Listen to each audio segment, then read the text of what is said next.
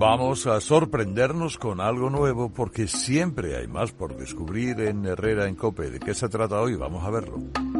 Pues lo primero de saludar a Javier Sierra. Javier Camilo, ¿qué tal? ¿Cómo estás? ¿Qué tal? Muy buenos días, querido.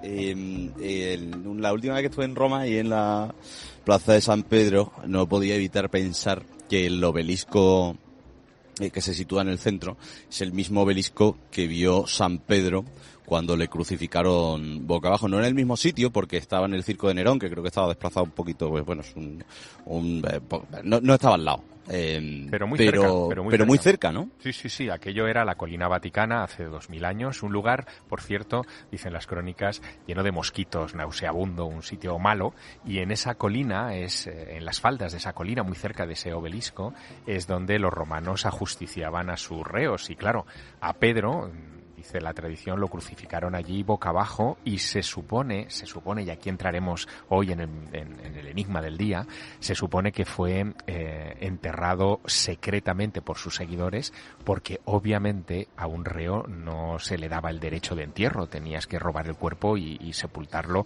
con la honra que para la oficialidad no merecía. Claro.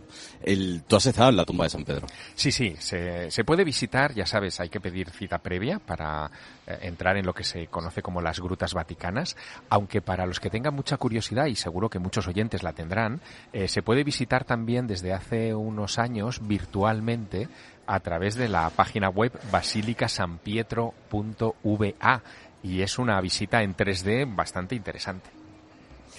Y yo sé que la historia de los restos de San Pedro, pues bueno, va desde que se muere San Pedro, desde que el cristianismo se convierte pues en la religión del Imperio Romano, hasta un tiempo más tarde cuando después comprueban que realmente eran sus restos, ¿no? Y esto tiene que ver con la construcción del Vaticano, tengo entendido. Efectivamente, bueno, esta es una historia muy interesante que se pone de moda cada vez que llega un nuevo papa, porque el pasado domingo, justo antes de la ceremonia que dio inicio al pontificado de León XIV, su santidad bajó a esa cripta vaticana y oró, allí se colocó la tiara, allí estuvieron descansando las reliquias del palio y el anillo del pescador, es decir, que es un lugar para la cristiandad y para la institución vaticana muy importante, ¿no?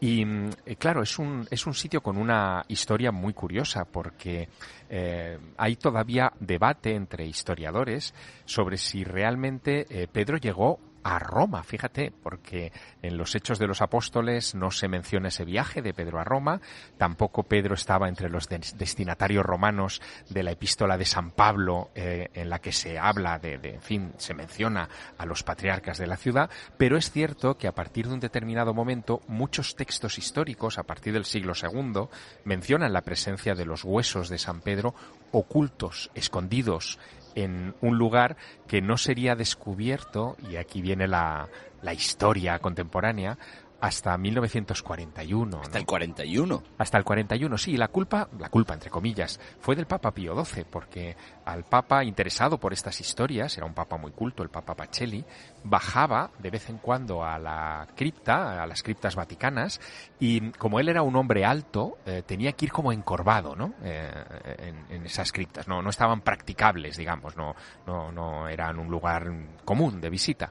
Así que decidieron, para hacerle un favor al Papa Pío XII, rebajar el suelo de esa cripta, y cuando lo bajaron unos 80 centímetros para que el Papa pudiera caminar de pie tranquilamente, se dieron cuenta de que habían dado con la parte superior de un enterramiento romano.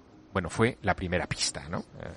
Movieron aquellas piedras y se dieron cuenta de que habían topado con los restos de una basílica que en el siglo IV había construido Constantino.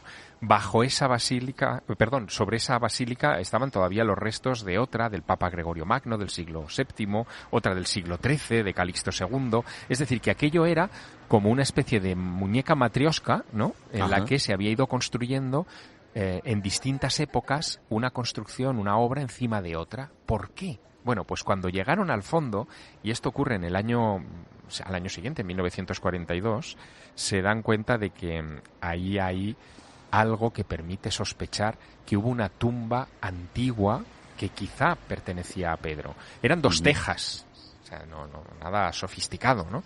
2 tejas que tapaban un hueco que debía estar lleno de huesos, pero que estaba vacío. Sin embargo, hallaron huesos a su alrededor y lo más interesante, un muro, que hoy lo llaman el muro rojo o el muro de los grafitis, porque está lleno como de grafitis, ¿no? De raspaduras, donde hay inscripciones en griego y en latín de lo más interesante. Por ejemplo, hay una que dice: Pedro, ruega por los cristianos que estamos sepultados junto a tu cuerpo. Claro, ahí ya se estaba diciendo que estaba enterrado el cuerpo de Pedro. Claro, y otro en latín que decía Petre eni, en griego decía Petre eni, Pedro está aquí. Y un monograma como de las letras P y E por todas partes que daba a entender que a partir por lo menos del siglo II mucha gente había ido allí y había raspado en esa pared que luego había sido cubierta por Constantino y por los siguientes papas hasta nuestros días, ¿no? Imagínate, esto se convierte 9 años después en uno de los anuncios más emocionantes de la historia de las reliquias, porque el 23 de diciembre de 1950, víspera de Navidad, el Papa anuncia por la radio, utilizó la radio porque era el medio futurista, ¿no?, de aquel momento, que se había hallado la tumba de San Pedro. No dijo los huesos, porque todavía estaban en investigación, pero es verdad que cuando se hicieron análisis de esos huesos, se descubrió que eran 9 fragmentos que pertenecían a un varón del siglo I, no cabía duda, a un anciano que llamaban el robusto vecchio, o sea, el viejo robusto de unos 60-70 años, o sea, coincidía todo con la imagen que teníamos de Pedro, y además, fíjate qué curioso, eran huesos rojizos. En algún momento alguien los había envuelto con una púrpura de color rojo, que es algo que solamente se utilizaba para gente como muy importante, ¿no? Pues habían envuelto esos huesos en púrpura. La púrpura se había deshecho en 2000 años, pero había dejado tintados esos huesos, dando evidencia de que habían sido venerados. Así que, claro, se pensó que podían ser los de Pedro. Y un extra más, que esto sé que te va a gustar. No se encontraron en esos fragmentos que pertenecían a distintas partes del cuerpo ni un solo indicio de los pies. Ajá. Y esto es interesante, porque ¿Tiene algo que ver con la crucifixión? Claro, si a Pedro lo crucificaron, como dice la tradición, boca abajo, los romanos, cuando crucificaban a alguien de esa guisa, para bajar el cuerpo de la cruz, lo que hacían es cortarle los pies, es decir, dejaban los pies colgados en los maderos y hacían que el cuerpo se desplomase.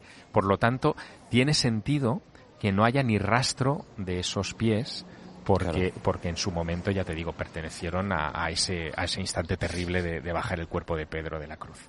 Pero es interesante detenerse en los primeros siglos después de Cristo en Roma, porque claro, uno piensa de bueno, matan a San Pedro, lo entierran, pero en aquel momento los cristianos eran perseguidos por Nerón, que de hecho les culpó de aquel incendio en Roma, del que hay sospechas que bueno, que fue el propio Nerón el que quemó Roma, porque quería ampliarla a través de planes. Y a San Pedro se le entierra, te he entendido, en una necrópolis del Vaticano, de lo que ahora es el Vaticano. Y claro, los primeros cristianos identifican el lugar de la tumba, comienzan a visitarlo en secreto, y yo creo que ya es en el primer siglo después de Cristo, o en el segundo, cuando se reunían directamente en la tumba de Pedro para rezar, ¿no? Claro, todo lo que se ha encontrado bajo la colina vaticana es coherente un poco con este relato que tú acabas de hacer, ¿no? Evidentemente los cristianos eran fugitivos de la justicia y lo que habían hecho es reunir los restos de su venerable apóstol, ¿no?, del príncipe de los apóstoles, de Pedro,